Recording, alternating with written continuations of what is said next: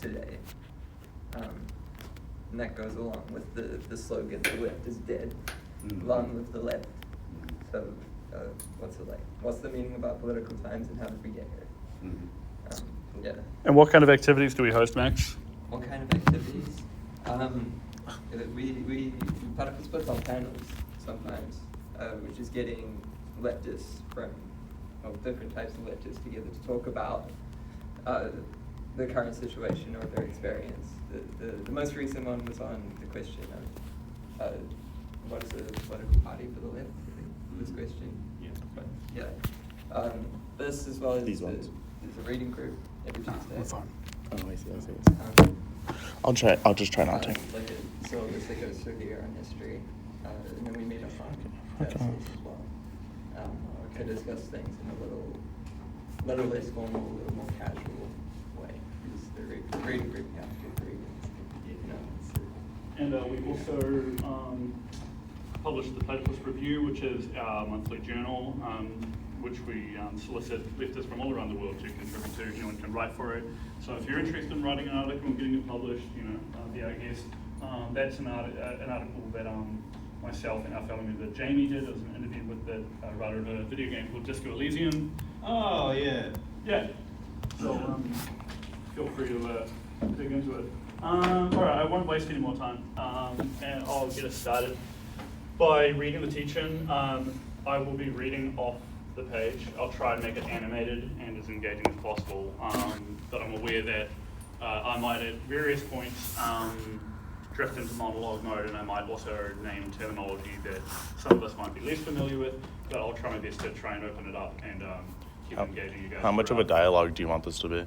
I'll pause halfway through for questions, and then I'll keep going. We'll do another round of questions at the very end. Cool. So there won't be visual aids. It's just going to be very straightforward. But feel free to interject if you have a quick question you want me to clarify something. But it should last about 50 minutes, of the actual presentation. So 50 minutes split into two, plus questions. All right. So it's called A Social Laboratory. It was written by me as a teach and I delivered at the Platypus Oceania conference, which we held in Melbourne. So all of our chapters in Australia and New Zealand got together in Melbourne in July, and this was part of a teach and I gave there, and I'm delivering it for the local audience. And it's called A Social Laboratory, a social laboratory, with the subtitle Bonapartism and Proletarian Socialism in New Zealand, 1840 to 1914. So I will begin. Scribbling in the margins of a well-read book, Lenin famously described New Zealand as, quote, a country of inveterate, backwards, thick-headed, egotistical Philistines who have brought their civilization with them from England and keep it to themselves like a dog in a manger, end quote. That book that Lenin was scribbling in was Andre Siegfried's Democracy in New Zealand, published in 1914. A book that concerns itself with various state-led reforms in a tiny island nation then reputed as a model or quote-unquote advance guard among nations. Statesmen then, as have historians since, regarded New Zealand as a unique testing site, or in the oft-repeated metaphor, a social laboratory where experiments take place unhindered. So often has this social laboratory metaphor been evoked, from William Pember Reeves' State Experiments in 1902 to Eric Olson's The Origins of an Experimental Society, published in 2025, that the contemporary left in New Zealand might find it difficult to avoid thinking of its national project in terms other than as a socialist Jurassic Park. To say a given figure of speech is a cliche for a reason is itself a cliche, but seldom is that reason stated. Cliches retain some purchase on reality, however slight. References to New Zealanders as being stranded in paradise or outnumbered by sheep convey an embedded premise, a standpoint.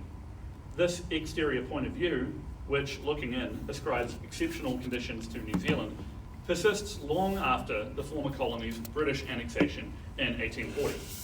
Indeed, from the colonial standpoint, New Zealand appeared as a desert island of Robinson Crusoes separated from their mother country, determined to invent themselves anew.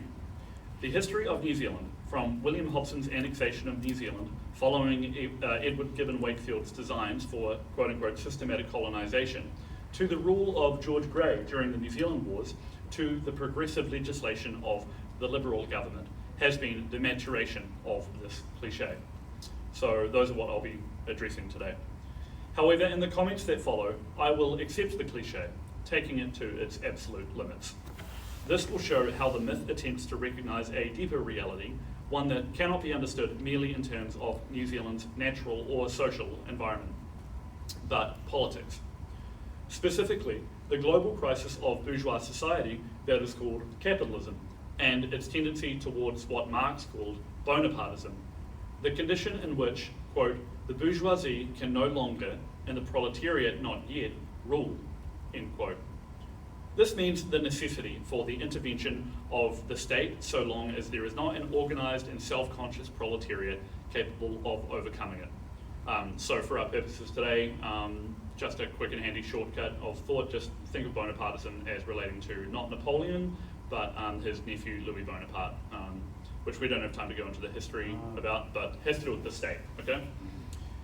Indeed, to ask how this idea of New Zealand's experiments, whether capitalist or socialist, took root, requires interrogating history and recovering a sense of the cliché's basic plausibility. So to start with systematic colonisation and the Treaty of Waitangi. If references to New Zealand as a social laboratory seem evergreen, their rational basis can be located in the nation's origins. There is no figure more often referenced in relation to the foundation of New Zealand than Edward Gibbon Wakefield, founder of the New Zealand Company that brought the first wave of permanent settlers to New Zealand. A disciple of Adam Smith, Wakefield was a product of the Enlightenment whose plan for systematic colonisation was explicitly devised as an experiment in political economy. To be clear, this did not mean what progressives today refer to as systemic, as in systemic racism. Whatever colonisation's results, careful observers should avoid anachronistically reversing cause and effect. It is well documented that the plan to settle New Zealand did not begin as a conspiracy by racists. This systematic, i.e. planned intervention, was in fact pursued as a corrective to reckless alternatives then being practiced elsewhere. Later in his life, reflecting on the chaotic mishaps of New South Wales, where convicts were dumped without structure or oversight, South Africa, where land was seized without clear legal title or coordinated settlement, and Canada, with its haphazard settlement patterns, Wakefield commented that these efforts presented, quote, an immense amount of practice without any theory, immense results without a plan, vast doings but no principles, end quote. Wakefield claimed that handing out land for free to pastoralists led to a coarse, isolated society instead of a prosperous one, rich in public institutions. The problem, in brief, was a shortage of labour that could be resolved by selling land at a price that would prevent labourers from becoming landowners too quickly. This sufficient price, as it was termed, would generate a fund that could be used to finance the immigration of more labourers from the mother country while maintaining a settled population in the colony. This would allow growth to multiply. So this is how Wakefield got people to settle in New Zealand. Hey, welcome. I've just started. So I'm talking about Edward Gibbon Wakefield and systematic colonisation, which brought people from Europe to New Zealand in great numbers, whereas New Zealand was just an outpost of whalers and sealers and individual traders before that. Okay, so Wakefield was a disciple of Adam Smith. Following Adam Smith, Wakefield believed that realising the labour theory of value in the colonies would not just be for their own good or that of Britain, but for all the nations that would trade with them. Wakefield grasped the moral philosophy at the core of Smith's writing, who wanted to make good on the potential for freedom in a society of small manufacturers and artisanal labourers that had earlier emerged in the cities of Europe, what was then called bourgeois or civil or urban society, also translated as commercial society. Karl Marx would call Wakefield's plan absurd, quote unquote. Smith's The Wealth of Nations was no template. It had been written 50 years before systematic colonisation, and unlike Wakefield, Smith could not have foreseen the crisis of the Industrial Revolution. Whereas Smith was true to his time in bourgeois society, Wakefield did not apprehend how bourgeois values like systematicity and public reason had become no match for capitalism, which turned these rational means towards irrational ends. As Engels would write in 1843, quote, "The nearer the political economists come to the present time, the further they depart from honesty. This is why Ricardo, for instance, is more guilty than Adam Smith, and McCulloch and Mill more guilty than Ricardo," end quote. By imagining his better Britain as a small agricultural society potted with small mixed farms in the age of industry, Wakefield's thinking lagged behind social reality, unwittingly threatening to reproduce its ills.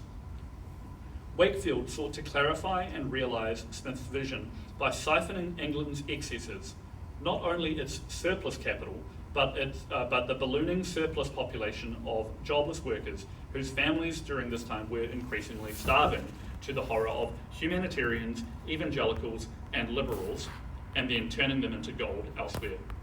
Via this strange alchemy, Wakefield's plan was simultaneously designed to solve, not export or produce, the crisis in Britain. By recognising that New Zealand's foundation right at the start of the tumultuous 1840s, or the Hungry 40s as it was known, was plagued by economic depression, is more than a poetic coincidence. We might recognise our first hint that Bonapartism, understood not as the prime cause of, but an intervention into and furtherance of the crisis, could not but make itself felt in the Antipodes. Just for context, when Marxists talk about Bonapartism, they don't just mean France. It's just like a general condition where the state mediates the contradictions of society and helps to resolve them. When, to use that quote from earlier, the proletariat are not yet ready to rule, and the bourgeoisie can no longer rule, so there's a crisis, and the state needs to come in, okay? So that's what I mean by Bonapartism. The crisis would continue unabated, and the necessary remedy of the treaty could not help but lag behind the cause, reproducing it in turn. Enough proof lies in the fact that the treaty remains controversial today. It demonstrates how far the can was kicked down the road, and how deeply it manifested the inability of liberalism to dress the wound. The vexed character of political representation, that core question of the American and French revolutions, was carried over in distress and granted to Māori, who were not bestowed with its rewards. Where their attempts at diplomacy with the British failed, notably via the Māori King movement, or Kingatanga, in which tribes united and opposed land sales, conflict proceeded. This led to the fraught and protracted New Zealand Wars. These, along with the explosive growth of the colonies, produced a situation that was neither foreseen nor desired. The British, increasingly disillusioned with the costs of imperial mismanagement, began surrendering control of Indigenous affairs to settler governments. The shift traced back to Governor-General Robert Fitzroy's 1844 decision to hand right of purchase back to the settlers, which bankrupted the colony and provoked conflict. Then, replacing him with George Grey, who restored Crown control over land sales and imposed order, the British moved from protective paternalism to a policy of racial cohabitation aimed at Māori assimilation. London had equipped Grey with wider powers than his predecessors. With more troops and more funds, he turned aggressively against the Kingatanga, and land confiscations accelerated, collapsing the Crown's pretense of guardianship. Historian John M. Ward would later describe Governor George Grey in quintessential Bonapartist terms. Grey neither instituted a system nor laid down a consistent policy. He proceeded from decision to counter-decision, from the strictest reserve to calculated indiscretion, and from high-handedness to equivocation, in order to preserve a personal ascendancy that he regarded, perhaps rightly, as essential to the well-being of the colony.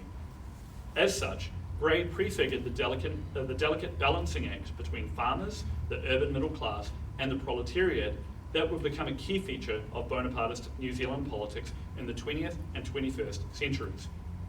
So I mentioned to you earlier that famous quote from Winston Churchill, where he describes that a sea captain's job at the wheel is to overcorrect, and you can turn the wheel all the way right if you want to just slightly get around the rocks, and same turn the wheel all the way right. That's what a Bonapartist capitalist state politician does. They identify themselves not necessarily entirely with the left, entirely with the right, depending on the policy, on the issue, on the cause, in order to steer the nation to relative security, or at least that's my kind of my somewhat quasi-poetic gloss on the situation of Bonapartism. As the pace of settlement increased, the Treaty of Waitangi became outmoded and abandoned. Tribes with better land had all the more confiscated. Massacres occurred. It became harder and harder to justify the belief that colonization had begun as anything but an ill, and especially that the British ever had Māori interests at heart. By the early 1900s, it was commonly assumed and lamented by liberals that Māori were a vanishing race. Only after many decades did the downward trend fortunately reverse. Okay, so that's the end of part one, and I'm about to go on to talk about the Second Industrial Revolution and Proletarian Socialism. Yeah, any questions about that?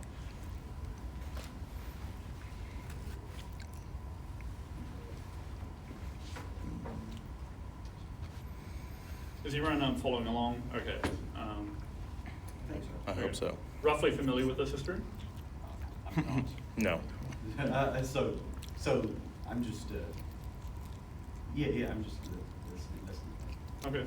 Yeah, I don't know. No idea. I have no former. Because we have time for questions while I at least eat the slice of pizza. I had this history in primary school. This history in primary school? Yeah, I had a primary school version of this history. Mm-hmm. What do you think about the idea of,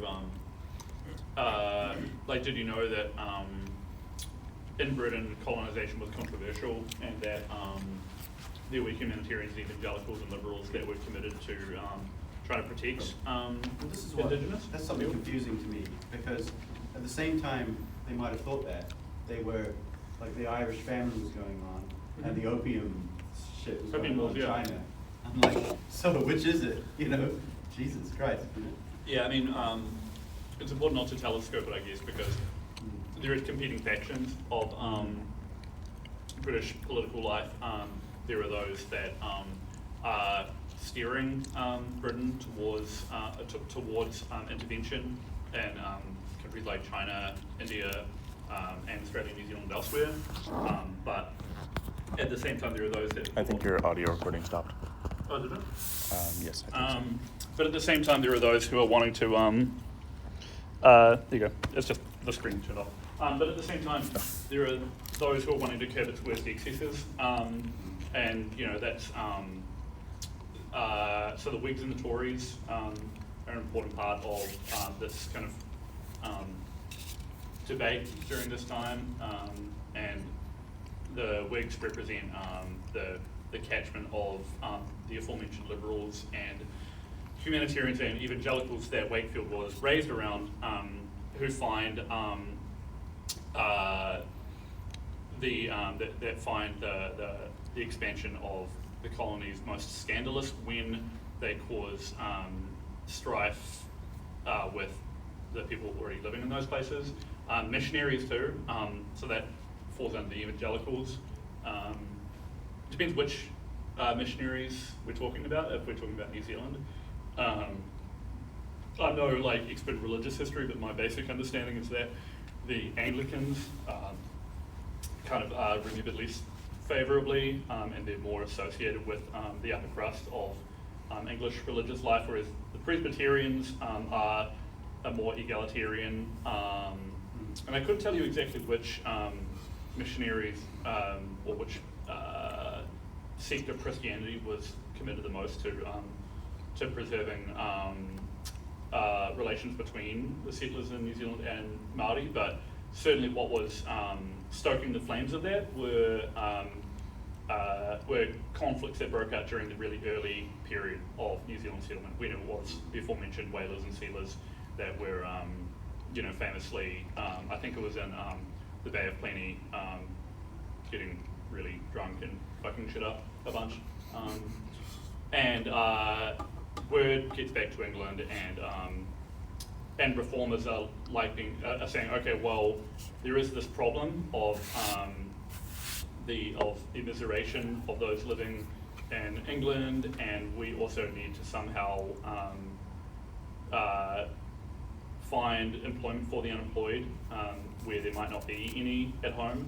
So if we have to somehow send them somewhere, is there a liberal way we can do this? Can we control its worst excesses if colonization has to happen?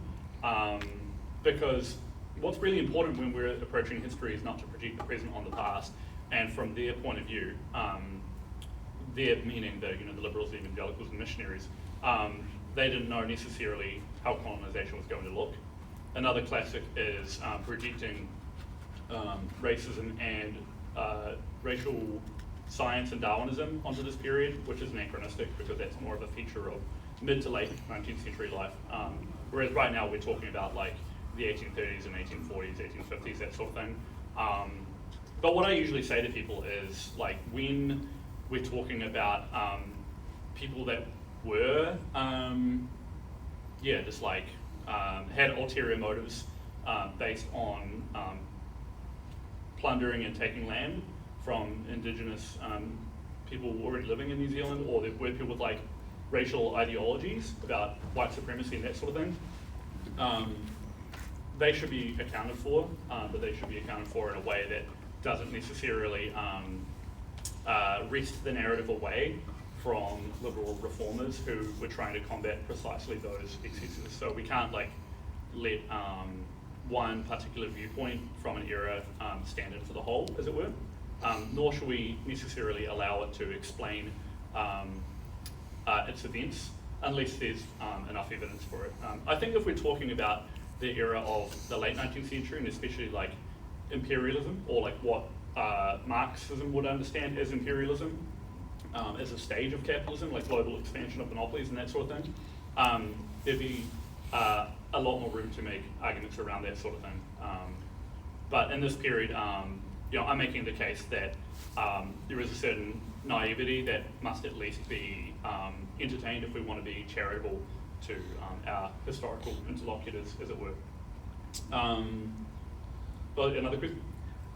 Yeah, I think you briefly touched on this when you mentioned Canada, but I was thinking, so you've mentioned England a lot, but I imagine the situation in the United States at the time must have provided the biggest kind of counterexample of a model, Mm-hmm. Where they are, like in 1840s, they're taking over from Mexico and they're all going west. Mm-hmm. Go west, like, if you don't have anything to do, go west, and take indigenous land, right? They're finding excuses to kill the Indians and stuff. That was going on, well, Mm-hmm. up and down this period. When was the Trail of Tears? Do you know? Or does anyone know? I think it was a little bit before the 1830s. Late 1820s, early 1830s. Because it was Jackson, right? So it must Yeah. be in 1830s. Yes, yeah. Right. Yeah, and say more about that? Oh, say more, can you elaborate? Oh, no, that's what I'm referring to, yeah. You're talking about models and experiences that Wakefield is comparing to. Mm-hmm. Do you know how America kind of figured into that? Maybe? Well, if they said we don't want to do it that way, Mhm. or they wasn't thinking about it, or Mhm. because it feels like there was a similar opportunity to do the same thing. Right. Everybody go to New Zealand and just grab land. Right. You know? Right. I don't know. Do you want to? Yeah, Do you have something you want to say? They kind of did that with Canada, because obviously the border with America was Britain's longest border that they had, and it was a huge security risk just having all this open land.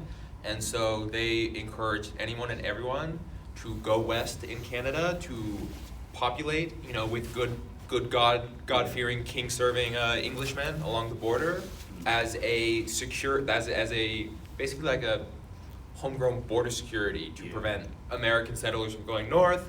And also, if there was an invasion of Canada, they would have to contest with all these Englishmen, good Englishmen, and it's not just open land that they can take. So they did kind of do the American model with Canada, where it's just go. Yeah.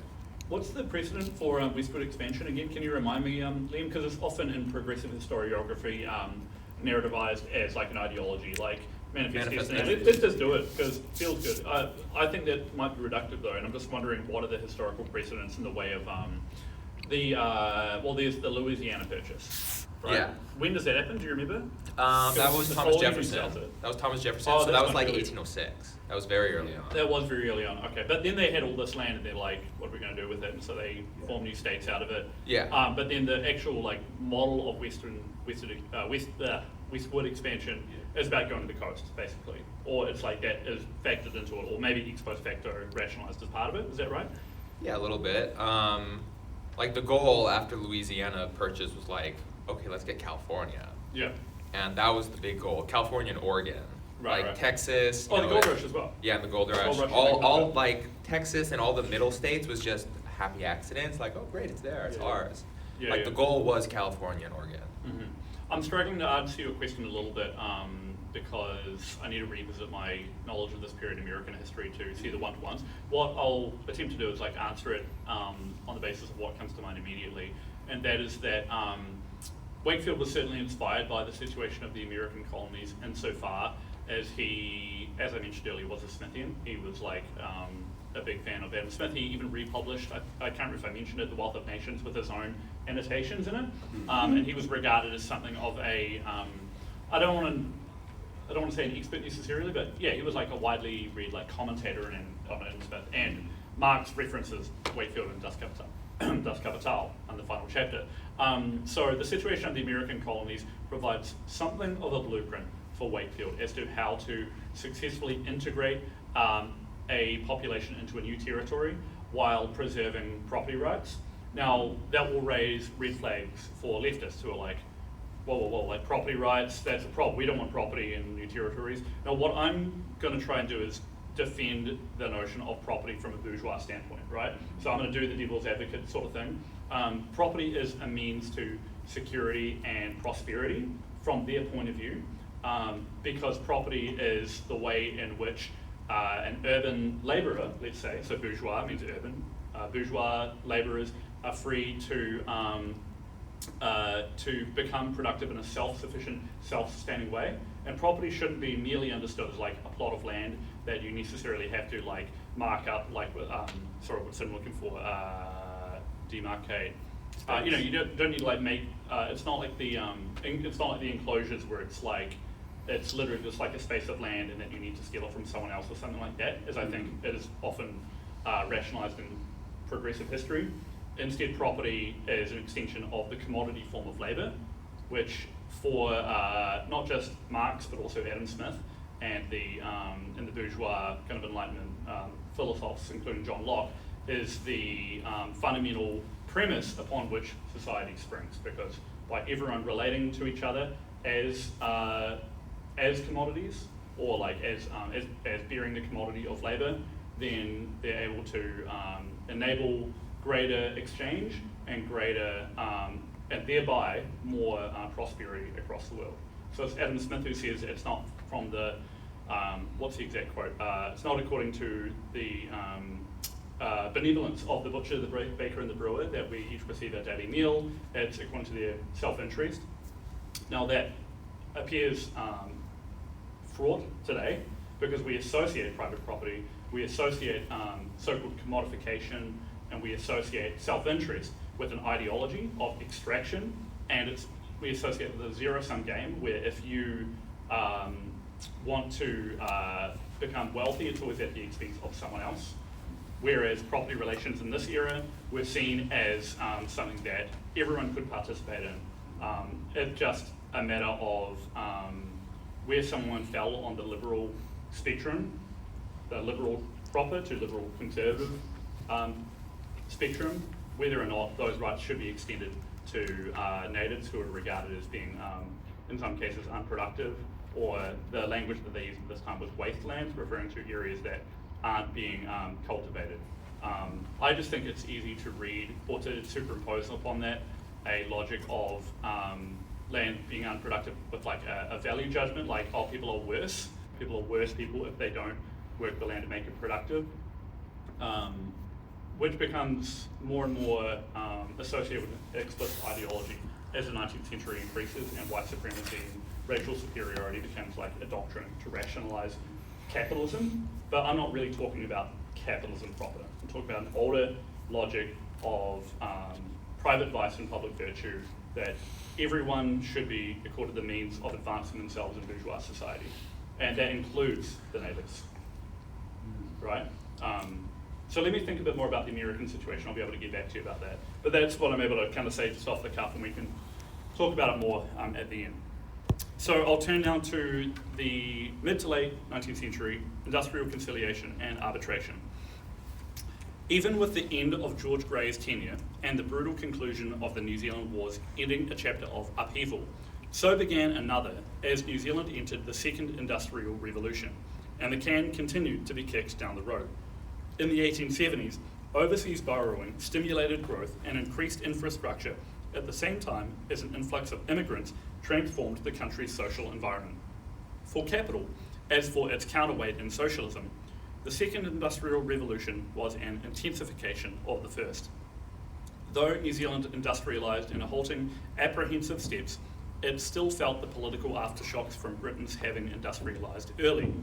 Just as the 1840s in New Zealand could not have played out the way they did without the Reform Act and Chartism in Britain, the immigrants who came to New Zealand in the latter part of the 19th century brought with them an emerging trade union consciousness from the mother country.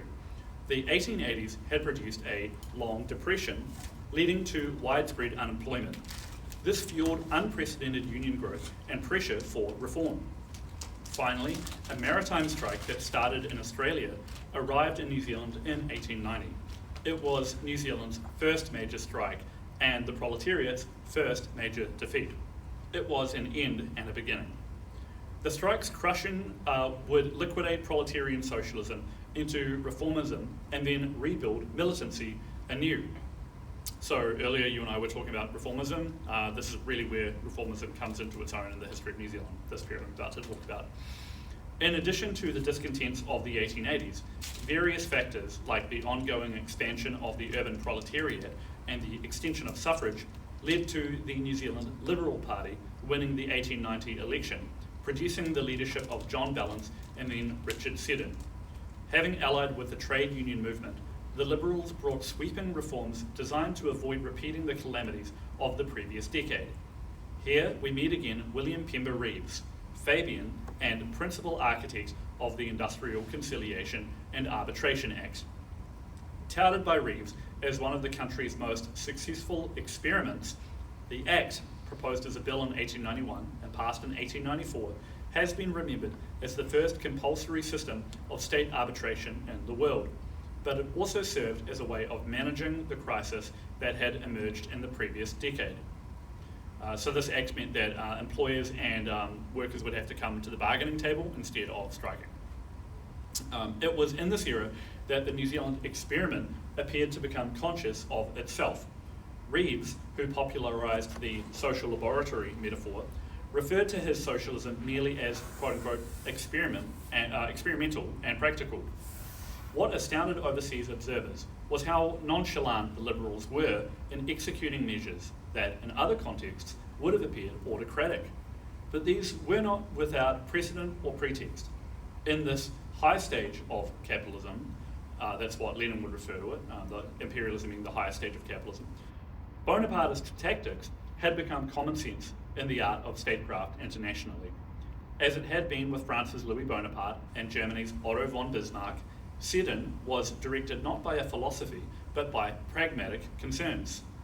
This is what you and I were talking about pragmatism, about tactics, means over ends.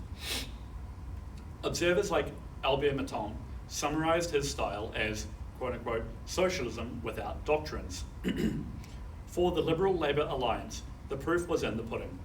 Besides industrial conciliation and arbitration, they introduced minimum wages, hours of work laws, workers' compensation, and pensions.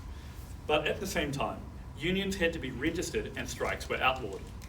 As with George Grey before him, Seddon's rule is illustrated via Morley's remark on Cromwell.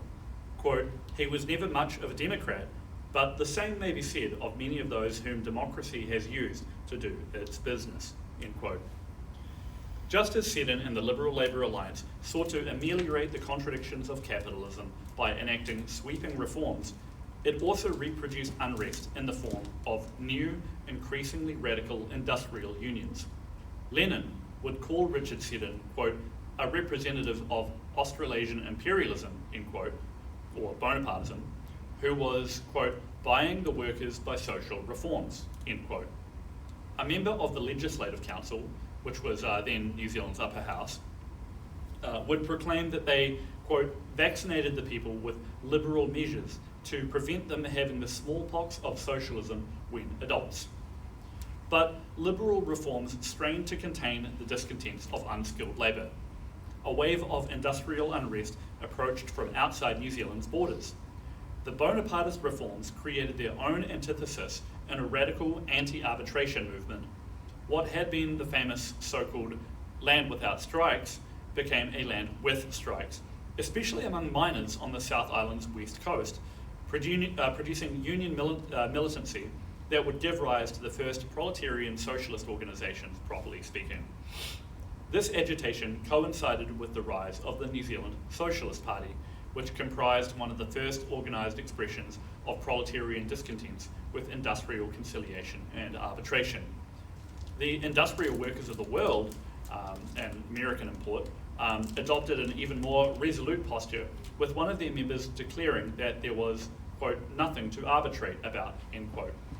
In 1909, the Federation of Labour, or Red Feds as it was called, was formed, who borrowed from the famous opening lines of the preamble to the International Workers of the World Constitution, quote, the working class and the employing class have nothing in common, end quote, which was one of my favourite phrases when I was 23 and first discovered the Wobblies, and who were key agitators in the Waihi strike of 1912 and the Great Strike of the following year.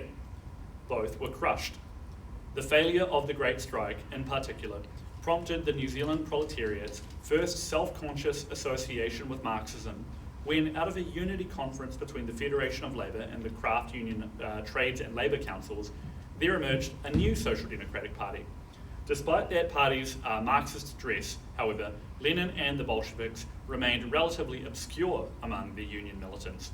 Marxist literature from Europe had not flooded New Zealand to the same extent as America or even Australia. The organised working class in New Zealand then did not receive the critical self-consciousness then emerging in the Second International via that era's infamous, quote-unquote, revisionist dispute.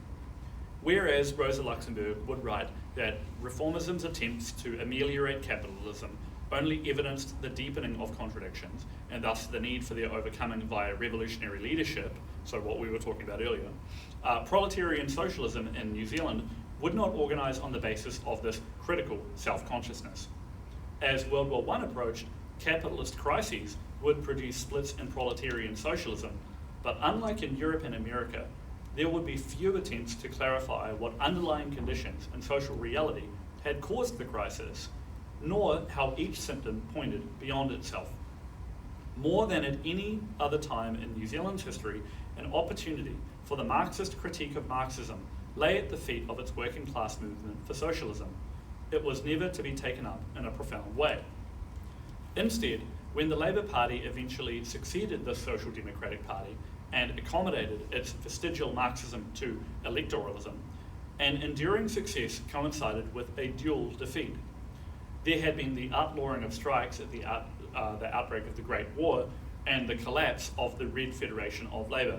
The can was kicked further down the road. In conclusion, here at the end we arrive at the beginning. The organised proletariat in New Zealand may have correctly registered its mounting pressure upon the state as an index of its influence. But had they also encountered the revisionist dispute that advanced by figures like Luxemburg, Lenin and Trotsky, they might have grasped the experimental character of the state for what it is, proof of the deepening need for experiments to be done away with entirely, the fermentation of the need for revolution.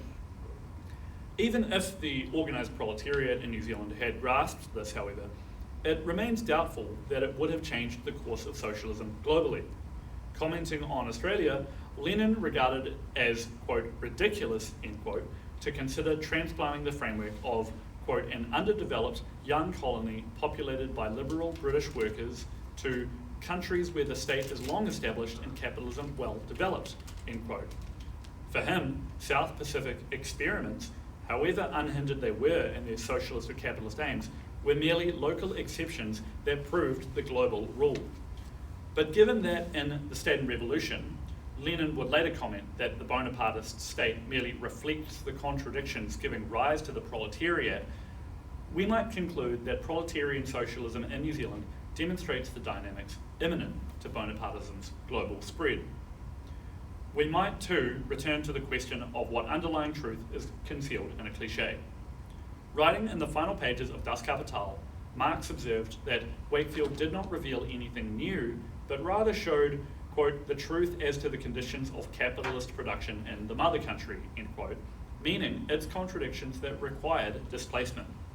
In other words, the founding of the colonies in Australia and New Zealand were not simply an ideological plot of racial or material conquest, but an emergency release valve for the deepening crisis of the Industrial Revolution. The experimental character of the colonies was always provisional, never absolute. Arising from a need to act in emergency conditions, it never amounted to an experimentation of ideas, but of tactics. It was an acceptance of the terms of the crisis that Lord Melbourne, writing in a letter to Viscount Howick in 1837, called a, quote, fatal necessity, end quote. Fatal, too, would it be to delimit the crisis according to the boundaries of this nation. Whether one ascribes the origin of the crisis in New Zealand to Hobson's response to Wakefield via the Treaty of Waitangi, George Grey's autocratic rule during the New Zealand Wars, or Reeves and Seddon's liberal legislation, one necessarily begins in media res. Bonapartism does not initiate the crisis, but furthers it. As such, New Zealand is not a peculiarity of history, but a microcosm of the world under capitalism. Its story continues, not as that of revolution, but of failure. As Walter Benjamin said, the proletariat has yet to pull the emergency brake on the runaway train. If New Zealand holds up to its reputation as somehow possessing an exceptional quality, as being a place where governments can get things done, then it is not as a model, but as a development of Bonapartism in other, larger countries. The value of New Zealand's experiments has been to show not how great have been the solutions, but how great and how fatal the need. And that's the end. Thank you. Let me grab another slice. Go for it. Any questions about that or anything? Who's Wakefield? Sorry, what's that? Who's Wakefield? Wakefield, okay, good question. Because I didn't really have time to introduce him. So Wakefield was a figure in England who didn't belong to the aristocracy there, but was part of like the bourgeois class. And like I mentioned, he was raised around reformers and liberals and evangelicals, and famously or infamously, notoriously, went to jail for kidnapping an heiress, or like a botched plan to kidnap an heiress. So a lot of histories of Wakefield will begin with that fact, and they'll say, they'll paint him as kind of a villain who was responsible for the ills of New Zealand society from the very get-go. Now, like historians, usually like proper, like people that are writing serious books will usually not take that at face value, but he's kind of filtered into the country through that prism. And the reason I kind of have to hedge around that is because like he did repent in prison and did see that like what he did was wrong, and part of this whole turn towards political economy and reading and self-teaching and self-Adam Smith and all the rest was part of that effort on his part. Whatever you make of like him as a person. But once he leaves prison, his books become successful. I can't remember the name of the work that made him famous. I think it might have been Let It from Sydney. He writes a series of books that are basically like speculative accounts of life in the colonies that dreams up a picture of living in Australia and New Zealand as like idyllic paradises. This kind of Arcadian myth that was propagated by not just him, but a number of people during this time is like this green land of untouched beauty that was like a sanctuary from the grey, oppressive, polluted life that was then crushing Europe, the European imagination. So it had a certain appeal, is what I'm saying. And so on the back of that book, he then got more into political economy, and he became an advisor to people that were responsible for helping develop the colonies in Canada. So he went on an expedition with, I think, Lord Durham, and I can't remember if he went to America as well, but he certainly, like I was saying earlier, he was interested in the American situation because famously, you know, America began as colonies, the 13 colonies. It was on the basis of the success of these works that he decided he was going to start what was then called the New Zealand Association. So him and a bunch of other entrepreneurial types. I can't remember if they were like liberal kind of reformers in the mix as well. I can't quite remember. It's been a while since I read this research for this teach-in. But they together formed this association that tried to petition the Crown for an official mandate to populate New Zealand with people. And the plan was basically that, so you might remember when I mentioned sufficient price earlier, that was really key to systematic colonization. Sufficient price meant that if you parcel up the land and give it away to people who were immigrating to that location, such as had happened in, I think, New South Wales in Australia, that land would become unproductive because people would have no personal incentive to work upon it. They would just merely subsist off their off tilling the land, you know. Whereas what Wakefield saw as necessary for society, for civilization to properly develop, was not isolated freeholders just sitting upon their land, but actually an interconnection of people that were leaving their homesteads, or whatever the correct term for it was, and delivering the products of their artisanal labour or their what they're again reaping from the land, and trading it on the market. And this was very much part of the Smithian view of bourgeois society, like I mentioned earlier, about private vice, meaning public virtue. It was all about society, it was all about interconnection, people coming into society and becoming productive on that basis through increasingly labour-saving technology. But the second that capitalism enters the picture, properly speaking, meaning the Industrial Revolution, labour-saving technology begins to, shall we say, falsify the dream of the more romantic edge of bourgeois society who were inspired by Adam Smith and the like. And then what begins to happen is it all begins to look like an original lie or an original sin, however you might frame it. So Wakefield is kind of an interesting figure in that, like, he serves as a nodal point that connects all these different dots around European thought up to that point. But he arrives on the scene precisely when it all begins to look like a lie. So you can see kind of why I try to be careful when I talk about historiography, and why I try and be careful when I talk about how we project the present back onto the past. Historians call that presentism, basically. We don't want to like say that because values, because ideals, shall we say, like the free market and private property produce or somehow factored into producing the worst excesses of capitalism today. We don't want to necessarily say that they were originally a lie, necessarily, that they were an ideology propagated by an elite,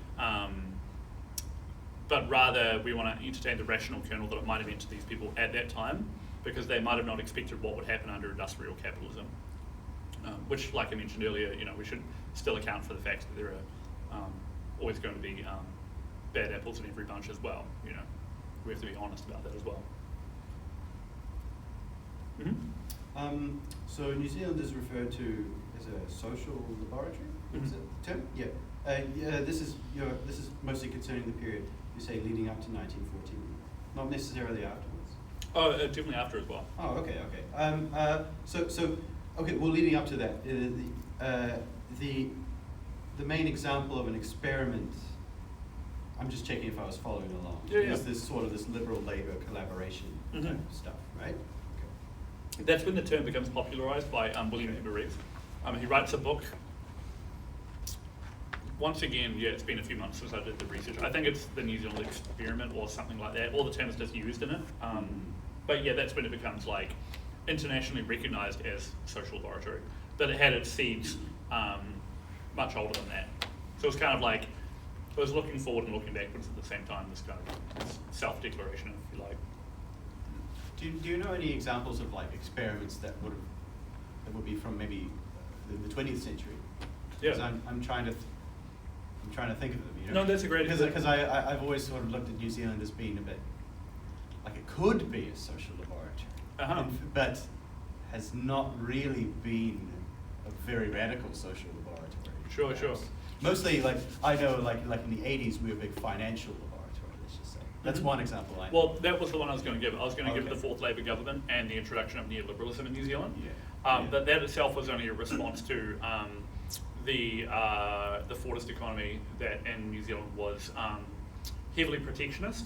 It's a Henry Fordist economy. When I say Fordist, yeah, that's what I'm referring to. But like Fordism is around the world globally. Yeah, it's not just New Zealand.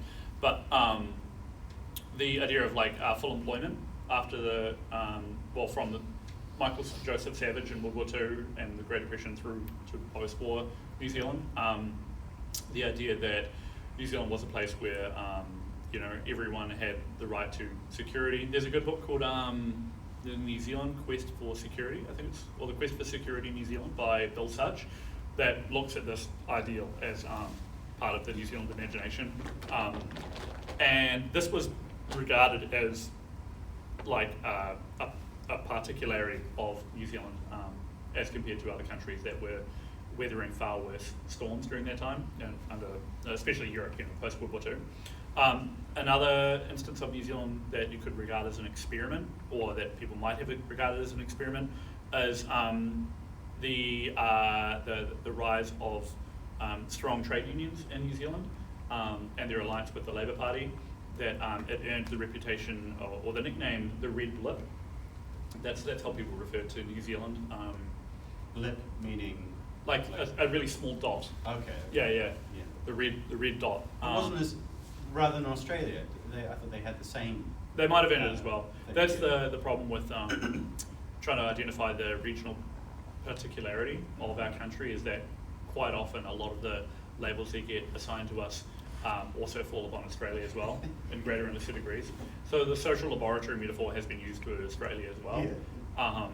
This is why both keep claiming to have invented something, and then we argue, hey, that was ours. And Exactly, we got claimed credit for it. But I like that. I don't really touch upon it in this because I'm just trying to form like a strong thread. But I like the fact that there is some confusion and messiness around the boundaries, ideologically speaking, in the self-understanding of each country, because what that represents is its meaningfulness and in the international context of building prospects for socialism. Whereas New Zealand will often regard itself as quite parochial and irrelevant. Certainly that's true. I think anyone who's lived in this country knows that we get everything late and all that. There's a rational kernel to it.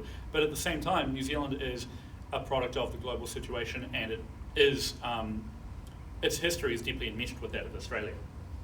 It has grown out of the history of Australia.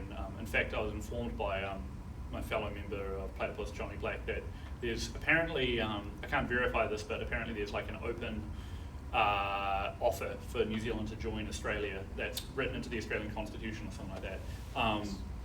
So yeah, I'm not one of those that likes to think of New Zealand as like a special place, because if you wanted to consider the prospect of international revolution, you'd have to think of New Zealand as playing a necessary part in that, not for its own sake, but for the world's. Rather than just being like an outpost, being like, yeah, we can just build socialism in one country. This will be our nice little like island paradise, and then the other like dominoes can fall if they want. Not to vulgarize that kind of frame of thinking from the Cold War, but do you kind of get what I'm saying? Yes, Yeah. I do, Yeah. Any other questions?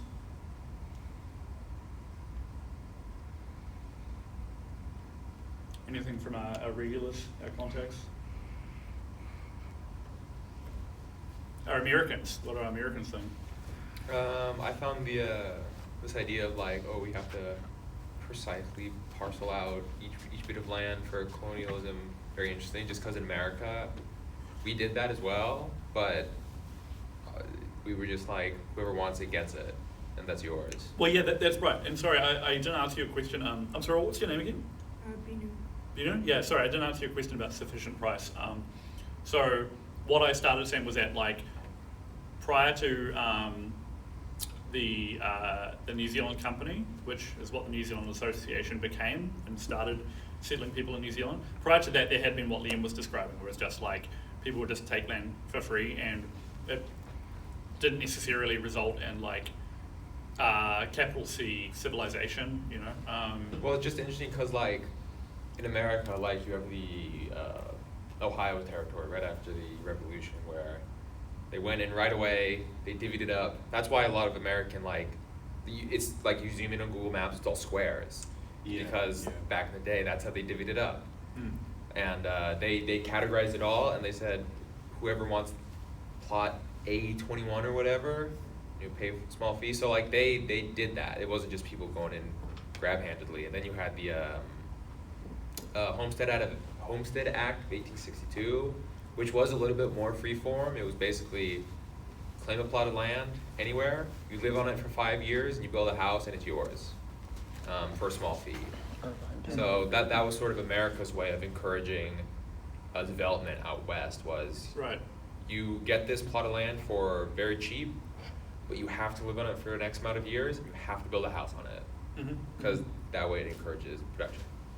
In New Zealand, the equivalent of that was basically, a form of indentured servitude, which just meant that people would get, I think they got their ticket to New Zealand subsidised by the New Zealand Company, and they would be guaranteed a plot of land on the condition that they basically work for it first, and that's what sufficient price meant.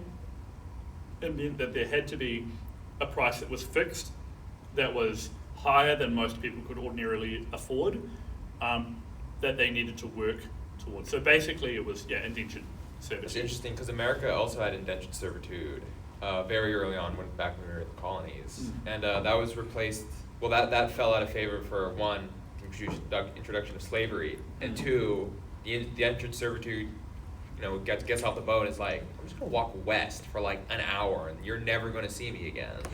So it very quickly fell out of practice because they kept running away. Can I put forward a formulation?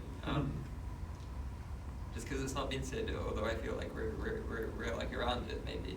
This idea of sufficient price, it reminds me of this thought really. It's like if you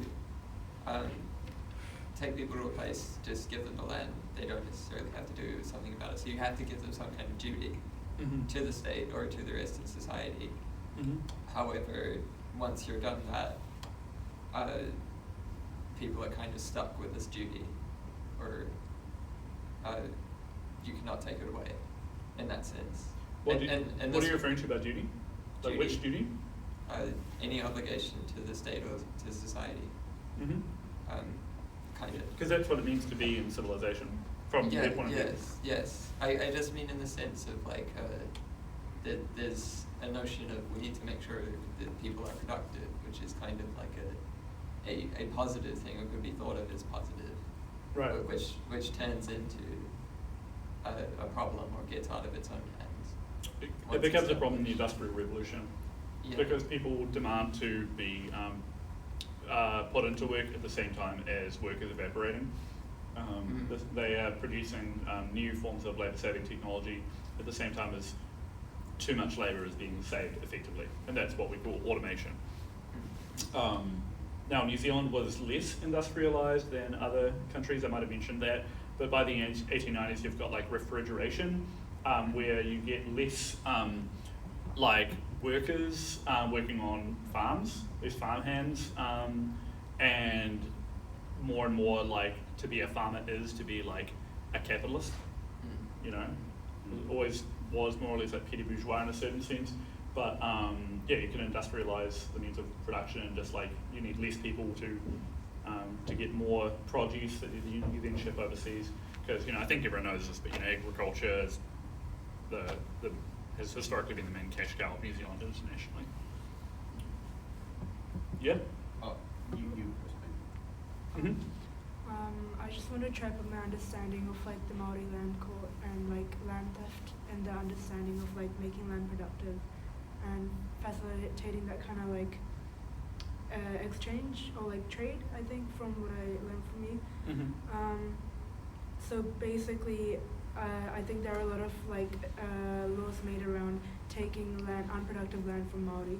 Mm-hmm. So and then kind of like stealing land that even Maori lived on. So that there's a kind of this idea that Maori people were not going to be part of this productive society Mm-hmm. because they were fundamentally different, or like Right. kind of.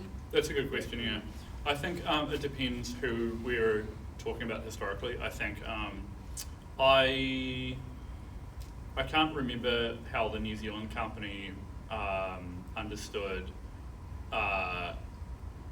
like what place Māori had in society, but given like explicitly like how they formulated it, but certainly the boom of population that occurred in industrial society in the mid to late 19th century was not at all anticipated. It was like there was a huge wave of migration to New Zealand, I think, and well, the first one was in the 1840s, and then the second one was in the 1870s. I'm gonna do that slightly wrong, I can't remember, but this resulted in basically like huge cities, as opposed to like small urban townships, and it also resulted in like pre-existing tensions between, well, not only between iwi and settlers, but also among the iwi themselves, because like some would collaborate and with the Crown, and others wouldn't, obviously, and this produced a situation of increasing unrest that where land was just being like snatched away by what's the word I'm looking for, by opportunistic kind of land grabbers that wanted to buy it low and sell it high, effectively develop and sell it high. But that wasn't yet when the state had intervened into that, and that happens around the time I'm addressing with when you get that period of like George Grey and subsequent leaders. Were you going to say something else? Oh yeah, no, I was just like the systematic way of like separating Māori from their land through the Māori land court and the laws, changing the idea of ownership and slowly pushing Māori out of their land, through not just like law and then physically evicting them and imprisoning them, like this kind of like separation, this idea from the government itself, not just I don't know the connection between the New Zealand company and the government. Right. But like, from what I'm understanding, this kind of new society was to be like Maori people were like to be excluded from that. Can you repeat the last sentence again? Like this new kind of society which you're talking about, this like making the land productive, like I think like forming kind of like that exchange. I don't understand that fully, but it was to be like the land that was owned by Maori, like Maori people was like kind of seen as an obstacle, like they weren't to be included in this because they weren't to be included in the society. Well, not necessarily, because Māori traded with settlers as soon as they arrived, like even before Wakefield brought the New Zealand Company to New Zealand. And in the same way that Māori, for instance, immediately took to purchasing guns or being given guns by settlers, which of course gave rise to like the bloody conflict between iwi and two settlers as well. But it also just had practical value insofar as like, you can kill wild animals much easier with a gun. So that's one instance of like a labour-saving technology, for instance. But to address it more concretely, you asked about how the Crown interrelated with the New Zealand company. Really the point of my teaching, the reason why I've been hammering home this point of Bonapartism, is that the state has existed throughout the course of New Zealand history to intervene in a crisis. And so the Crown's annexation of New Zealand, the Treaty of Waitangi, was a kind of a retroactive solution to a crisis that the New Zealand company had taken advantage of. That crisis was the growing immiseration and overpopulation of Europe, right? So there was like a business opportunity in that they took advantage of. And as soon as that crisis came to New Zealand, and grew in a way that not even the New Zealand company could expect, because they went into debt and it was like a problem for them. The Crown effectively had to bail them out, and also there was pressure from the same liberals, evangelicals, and reformers who had wanted the British not to colonise New Zealand. They were now saying that they should colonise New Zealand. Why this apparent about face? Because once New Zealand was already there, but under the control of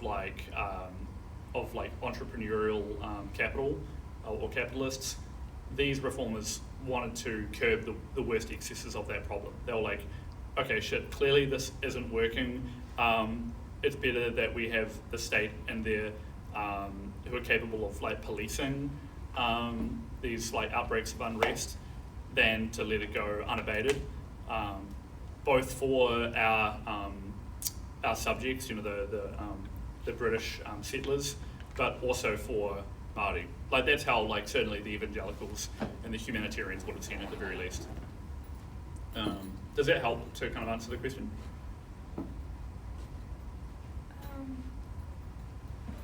I don't know. I think I'll think about it now and maybe talk later. Yeah, sure. I could ask like an adjacent question, Yeah. which is kind of throughout the periods talked about what was the role of or participation of Māori in civil society or political matters more generally.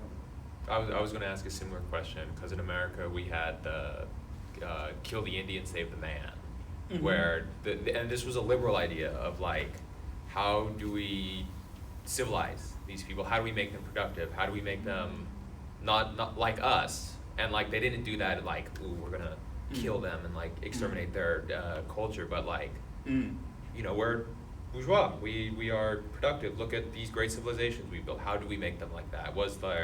And that was all state backed, and like, was New Zealand in a similar situation where the state was actively trying to encourage integration and productivity among the Maori? That's a really good question. I think integration is the first thing I think of is that integration might be more of a product of later periods than we are inclined to think. The idea of like to integrate involves becoming part of, well, I guess it depends how we define integration. Like, there's integration and assimilation, and assimilation becomes more of a product of imperial policy after the 1840s, whereas I think originally when it was just imagined by all involved that New Zealand would be small communities, not like towering cities, that there could be a relative degree of autonomy between iwi and European settlers there. Not in like a wistful or romantic sense, but just simply because it would have been impractical to try and like, what are you going to do? Like, bring, get entire tribes into like, into schools or something like that. I don't know. I think what would have been predicted was a certain degree of interrelation insofar as they were already seeing among the settler outposts there that people were intermarrying. and people were trading, and there already were the seeds of something resembling productive exchange and cooperation, but that this hadn't yet become, to quote the Wakefield phrase, systematic. It hadn't yet become inscribed on the level of policy, either that of a private company or that of the Crown or the state. What was the original question again? Sorry, I kind of started rambling. Was just the New Zealand state ever involved, like, actively in trying to assimilate Maori to make them productive members of society? Well, how they view productive members of society? Yeah, the answer is definitely yes. Like, later on, definitely, like, there's the notorious history of the New Zealand state wanting to, like, disallowing Māori from speaking their language in schools, and enacting policies that are that were aimed at, like, making like civilizing Māori meant in the mid to late 19th century began to mean all the things that you've heard about like a notion of racial superiority and about subordinating Māori to white people because they were seen as lesser. The kernel I'm trying to preserve is that this was a perversion of bourgeois values. This was not the fulfillment of or the realization of bourgeois society. It was bourgeois society turned on its head because of the crisis that industrial capitalism had brought, and it was a response that was conditioned by and motivated by and influenced by a self-rationalizing ideology that was not a product of New Zealand itself, of course, but was spreading internationally. But prior to that, it was more like, have you ever seen the Terrence Malick movie, The New World? I don't think so. It's about John Smith and Pocahontas, right? So, like, real, you know, the real historical people, John Smith and Pocahontas. And there's a scene in it when the British settlers arrive and they're, like, showing the locals, the native tribe, their, I can't remember if it's like their steel swords or if it's just like maybe a tool, like a hammer of some sort, and then the locals are showing the British, like, their ways of, like, catching an animal, and they're both, like, mutually kind of marveling at, like, their unique and impressive ways of, like, of carrying out like daily life, and the relative sophistication therein. And so it's much more a relationship of, like, great, you've got, like, a hammer and nails that can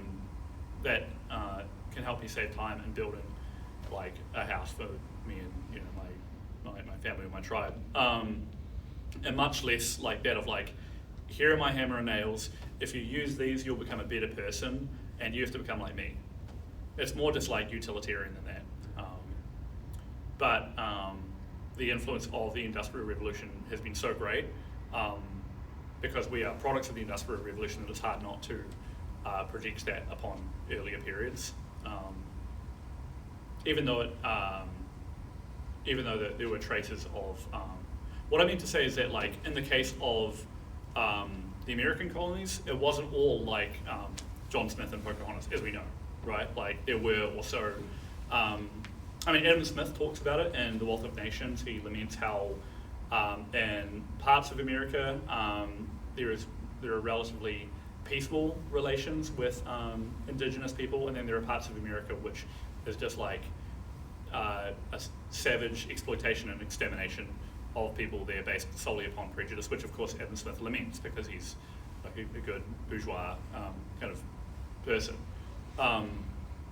What that demonstrates is that it wasn't yet, this is where I will turn to that term, systemic, you know, as opposed to systematic.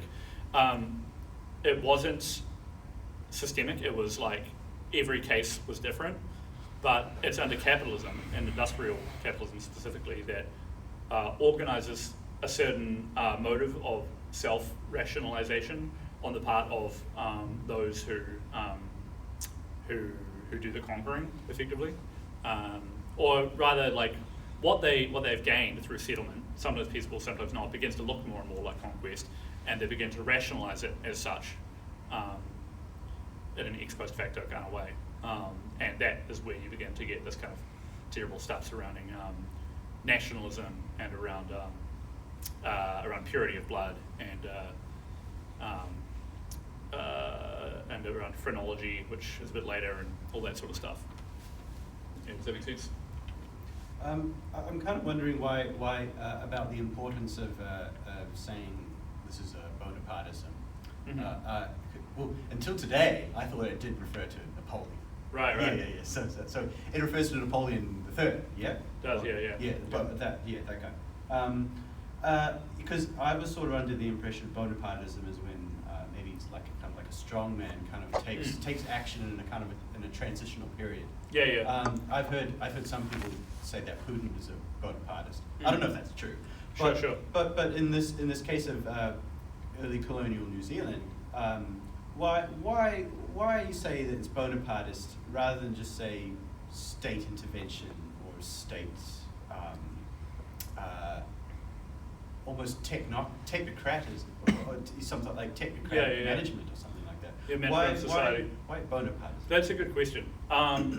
Yeah, so it's true that if you read a lot of popular histories that will use the term Bonapartism, they'll use it interchangeably with like Caesarism or just decisive leadership, for instance. Because there was no dictator in New Zealand who kind of took control, exactly. No, but what does dictatorship mean in the original sense of like ancient Rome? It meant like an emergency decree.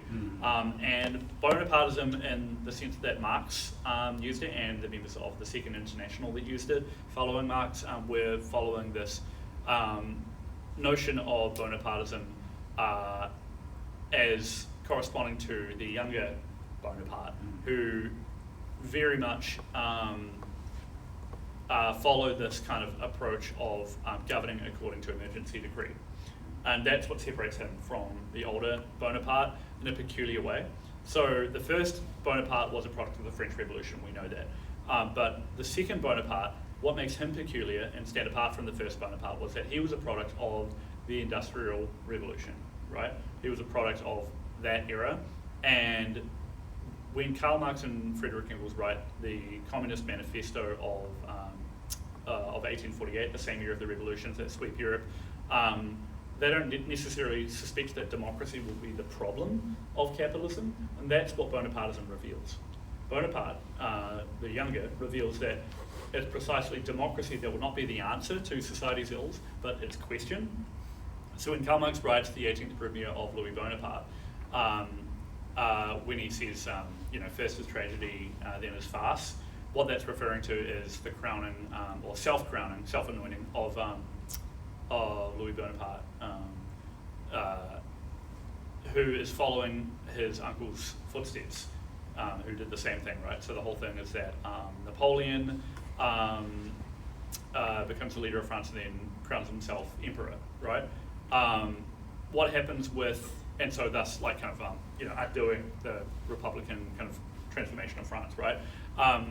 What Louis Bonaparte does following 1848 is he appoints a whole bunch of utopian socialists, and he himself considered himself a utopian socialist, to his cabinet on the basis of giving everyone work. It's like, okay, everyone is immiserated during this period I refer to as the Hungry 40s, and all these poor people are jobless. What we're going to do in our cabinet is we're going to give them all jobs, but then he can't raise money for it because the bourgeoisie of France don't want to do it, and nor do the foreign powers that he wants to borrow money from, and so then he basically has to cancel them, and that causes all this unrest. And then what happens is Napoleon violently puts it down. So a utopian socialist puts down the socialist agitation and declares it in the name of law and order. So the famous Marx quote, "Bourgeois fanatics for law and order are shot down in their balconies by mobs of drunken sailors in the name of law and order." This kind of hilarious irony. And what then happens is Louis Bonaparte crowns himself emperor, just like his uncle. So it's like this great... Because he was president first, he was elected. Oh, yes. Sorry, I should have said that. Yes. So in 1851, he crowned himself emperor. Yeah, and so it's like this great perverse irony of history, really. And that's what Marx is really getting at by Bonapartism.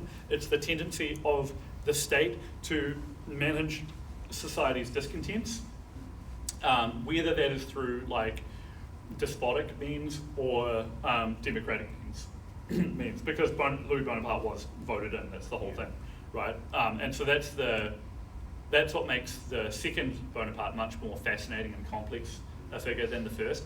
And for Marx, this is like the fundamental condition that is, it's the merry-go-round that society is continually on. Society is continually being brought back into this problem of like, okay, how do we deal with the crisis of capitalism? And continually it'll produce discontents that produce like populist movements or like movement for democracy, progressivism, but what they'll eventually enable is some kind of opportunistic character to come along and seize the moment, in the same way that I referred to earlier when I was talking about Winston Churchill, just like steering the boat to the right, to the left, to the right, to the left, doesn't really, like, isn't terribly discriminating about which is which, as long as the moment serves fiction. If you want like a contemporary example, because you asked about Bonapartism in New Zealand, look at Winston Peters. Great example of that. The kingmaker, the power broker, you know. He's like decided all these elections. Now, like, certainly, I don't think he would ever call himself a socialist, and certainly he's on the right. He's a conservative all the way. But like, he has weirdly done some like more progressive things. He said before that like capitalism has failed us or something like that. He said something like that. Yeah. Yeah, totally. Because he's following. And also, hasn't he like coalitioned with Labour? Yeah, that's what he said when he decided to coalition. That's right. That's right. Like, capitalism has not. He said something like that capitalism hasn't given us what we wanted yet, or something. So I've got this idea for a future teaching I want to give on the Democrats, where Trotsky uses this analogy for Bonapartism. Have you guys ever seen that party trick where it's like a cork that you put in a wine bottle, right? It's a cork on its own, and in the short end of the cork, you put, the circular short end, you put like a pin, and then on either side of the long cylindrical side, you know, you put two forks. So it's like two forks together, and then on top you've got a pin. And then what you can do using that is you can make the cork balance on the edge of a table by just the pin, and kind of at like a weird kind of 45-degree angle. So the cork with the fork stuck into it is like hovering over the edge, and it's kind of like a magic trick. That's Trotsky's metaphor for Bonapartism, in that the forks are each wing of politics. It's like, you know, to use the obvious example, the Democrats and the Republicans, or Labour and National, right? They are providing, it's a cantilever, they're both supplying the counterweight that enables the whole thing to stay afloat. That's what Bonapartism is for Marx. This is what the party trick looks like. Yeah. Oh, cool. Oh, actually, that's hard to look at. Yeah. Oh, I get it. They go around like that. Okay. Yeah. Balance each other. Man. So, like, my focalization of Bonapartism is not to suggest that, like, New Zealand is, like, got some weird, crazy Bonapartist thing going on that's unlike anywhere else. It's actually the opposite. It's to say that our weird Bonapartist thing is just a variation on a global theme. It's an extension of the tendency of capitalist society towards Bonapartism. It's continually asking the question of democracy, and its usual answer to that is Bonapartism. Yes. And so the way that like Trotsky or the Frankfurt School would probably formulate it is that at the same time as you had like Hitler as a Bonapartist figure resolving the crisis of like Weimar Germany and post-Versailles society, you also had Stalin being a Bonapartist figure that is trying to address or resolve the question of the failure of the German Revolution and the death of Lenin, how to accommodate or how to preserve those what meager gains it preserved during that time. And contemporaneously with either of those two figures, Hitler and Stalin, you also had Roosevelt, FDR during the Great Depression and the New Deal. I think is it all Bonapartism? Trump is a would-be Bonapartist. He is a Bonapartist. But I would say I think he's going to fail at being a Bonapartist, though. Why do you say that? I'm sure he... Being a Bonapartist doesn't mean you need to confused. be a dictator or anything. Oh, I mean, he is intervening to change things. Mm-hmm. I mean, like it's like he wants to reindustrialize, but he's not even going to succeed doing that. They just does this tariff thing. Well, but I don't think he's what not makes doing you- reindustrialization. what makes you think he won't succeed? Gets like, oops, sorry. Oh, what makes you think he won't succeed? Because he's only putting on tariffs, but he's giving no actual industrial policy. Let's just say. No, I mean no industrial strategy other than tariffs. It's like he's too stupid to actually make it prepare it into. Also because the Republicans are against industrial strategy anyway, so it's like they let him do tariffs but nothing else. Is not tariffs itself an industrial policy though? How would you define it's an like it's industrial policy? insufficient, you know. It's like I feel like it's one-handed. Let's just say. I just don't like. It's like when they put tariffs on bananas. Yeah. All that means is that they won't eat bananas anymore. It doesn't mean that they're going to start growing something else.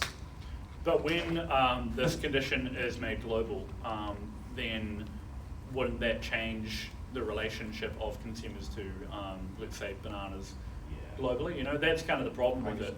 And I think the narrative of Trump being too stupid to see his own policy through, I think there are a few things conditioning there. I think one is the Democratic Party's attempt to undermine Trump at every corner, including imprisoning him and anyone they perceive as opponents that they've done for the last 8 years.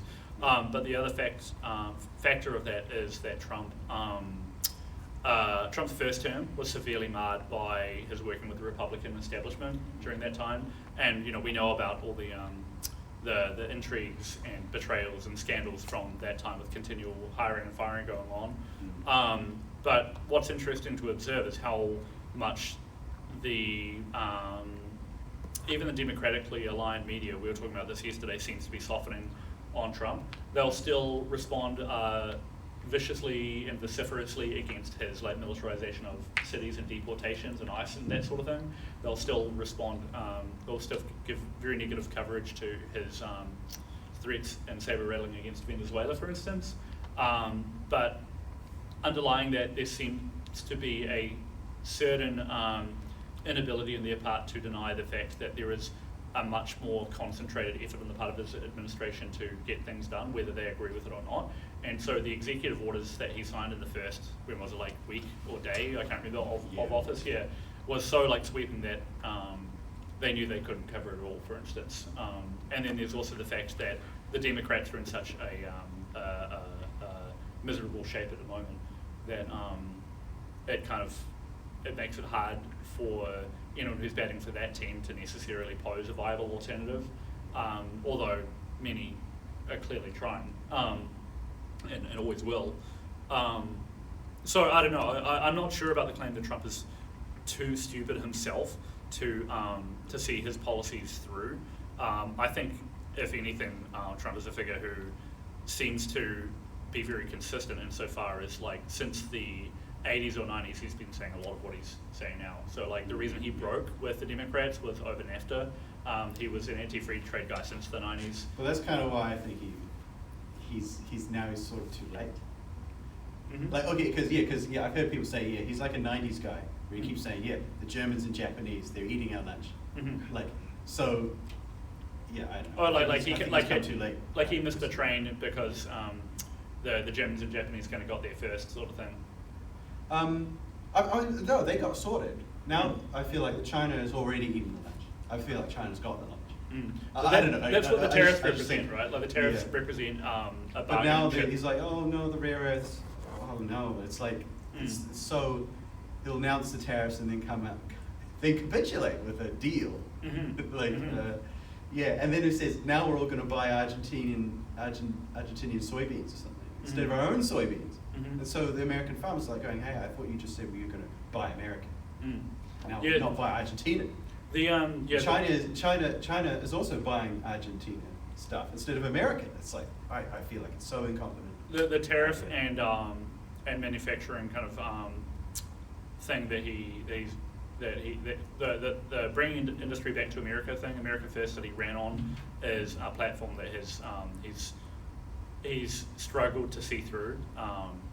But I'm interested to see how it plays out and whether it will be, in fact, the fault of his own or more kind of peculiarities in global politics and domestic kind of politics as well, both from his side and the Democrats, that have potentially undermined his efforts.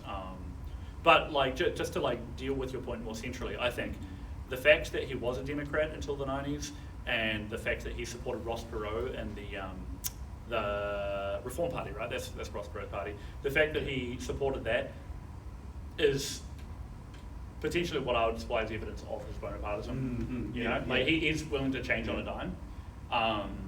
Yeah, and a similar way, like funnily enough, to a figure like Lenin, who I won't call a Bonapartist precisely because he was aware of the problem of Bonapartism, and it was a central part of his thinking, as any like reasonable Marxist in the Second International would possess. But it was precisely his awareness of Bonapartism that enabled him to be a figure who theorized the necessity of being able to turn on a dime, as it were. You know, we can get into the history of that with the Russian Revolution and all the rest, but that might be besides the point for now. Are there any other kind of comments or questions? Right, I want to say this on Trump. All of that sounded very reasonable and rational, but I kind of like the idea of holding on to the absurdity of Trump, because it does seem absurd. Yeah. But why does he seem absurd? That's my question. Yes, precisely. Is it because he's absurd, or is it because he doesn't, because theory doesn't map onto practice? That all of our assumptions are not capable of catching up to and reflecting realities that currently exists? Well, I wasn't going to say... Because that's what Bonapartism represents. It represents the cutting edge of capitalist politics. I was just going to put it as like he himself is in an absurd situation. Oh yeah, certainly, yeah. I mean, like the Democrats tried to send him to jail. Yes, and then what is the nature of that absurd situation, or how are we in this absurd situation? Yeah. You introduced in your question earlier in opposition or difference from the idea of Bonapartism. It's like a state or a government administering. Oh yeah, like technocratic. Right, I see. I feel like with this, it turns the state into something that at least for us seems like some external thing that's providing an environment for us, when like the state has its own thing going on, which is like, you know, which you motion at when you say state. The Bonapartism kind of, you know, puts that, you know, the state is doing something and it has its history and its own dynamics, and forces you to think of, you know, what's actually going on in it.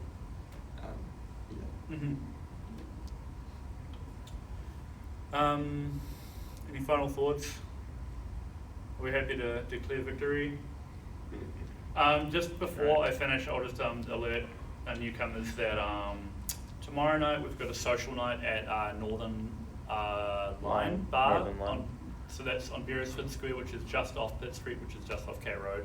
If you follow us on Instagram, Platypus_UOA, we've got details on there.